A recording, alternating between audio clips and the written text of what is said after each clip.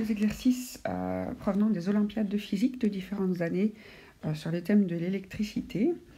Alors, la première question que je propose date de 2022. Deux atomes sont voisins. Quelle est parmi les suivantes la proposition toujours vraie concernant les forces électriques entre deux atomes? Donc, il propose que les électrons d'un atome attirent ceux d'un autre atome. Des électrons, c'est négatif. Ça ne va jamais s'attirer, donc des charges identiques se repoussent.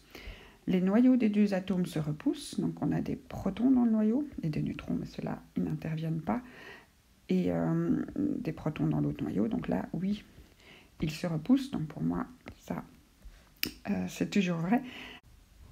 Donc à partir du moment où vous avez une réponse vraie, certains arrêtent là et ne vont pas voir plus loin et passent à la suivante. Donc ça, c'est les plus efficaces, on va dire. Maintenant, on va regarder un petit peu les deux autres propositions, s'il n'y a pas une meilleure. Alors, les deux atomes s'attirent. Alors ça, c'est assez subtil parce qu'il faut que ce soit quelque chose qui soit toujours vrai. Et c'est vrai que deux atomes peuvent s'attirer pour former une molécule, par exemple, mais ça ne va pas être toujours vrai. Donc, si on regarde les forces électriques, donc ici, vous avez la représentation des forces en Newton concernant des atomes d'hydrogène. Donc, il y a des moments où les atomes se repoussent. Ça, c'est quand le rayon, la distance entre les centres des atomes est trop petite. Donc ici, on a une répulsion qui va aller de plus en plus grand quand les atomes, quelque part, se rapprochent de trop. Donc quand ils rentrent un petit peu dans le nuage électronique des autres, ils n'ont pas aimé ça. Par contre, quand les atomes sont assez éloignés, ils vont avoir tendance à se rapprocher. Alors qu'est-ce qui se passe? Le proton positif va attirer les électrons de l'autre atome et le propre électron va à peine masquer le proton et donc les atomes ont plutôt tendance à s'attirer, surtout s'ils ne sont pas stables en soi, et donc former des molécules. Et donc, oui, il y a une force d'attraction, donc qui est de plus en plus grande au fur et à mesure qu'ils se voient. Et donc, entre cette force de répulsion de « tiens, tu es en train de rentrer dans mon espace » et cette force d'attraction « tiens, ton noyau ou ton électron m'intéresse », il y a une distance idéale qui est la valeur du rayon atomique entre les deux atomes. Après, ça vibre entre les deux. Voilà. Donc ça, c'est pour aller au fond des choses. Donc la proposition C, elle n'est pas fausse, mais elle n'est pas toujours vraie. Donc parfois, les atomes s'attirent quand ils sont à une distance intéressante, donc suffisamment proche pour se voir, mais pas trop proche pour ne pas empiéter sur le territoire de l'autre.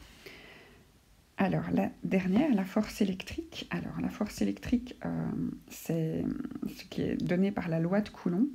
Donc, une force électrique va dépendre des deux charges qui sont en présence et de la distance au carré. Et donc, qu'on ait un gros atome avec une grande charge et un petit atome avec une petite charge, la force entre les deux charges va dépendre des deux. Et donc, et de leur distance entre eux. Et donc, qu'il y en ait un gros et un petit, ils ont exactement la même force l'un avec l'autre. Donc c'est vraiment la même chose que pour la loi de la gravitation. Donc quand on a une planète et un bonhomme dessus, la force entre les deux, la force de gravitation, elle dépend, je crois que c'est un grand G, elle dépend de la constante de gravitation, des deux masses et de la distance au carré. Pareil, donc la Terre attire autant l'homme que l'homme attire la Terre, c'est une force entre les deux.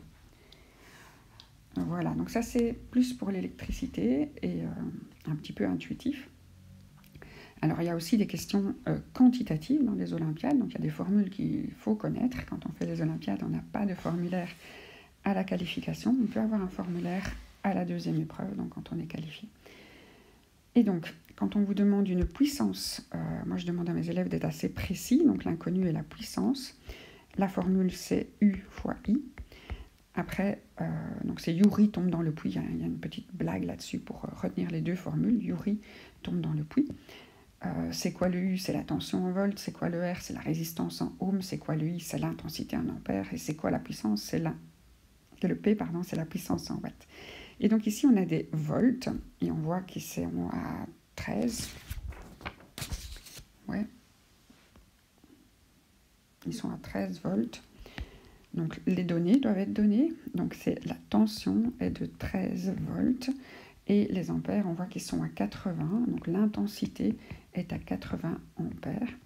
Donc vraiment donner les informations avec leur bon symbole de grandeur et leur bon symbole d'unité, donc pas confondre les unités et les grandeurs. Donc ici je fais 13 fois 80, donc dans la formule c'est pas la peine d'écrire les unités, sinon ça s'en mêle, et donc ça fait 1040. Donc la réponse était bien du 1040 watts.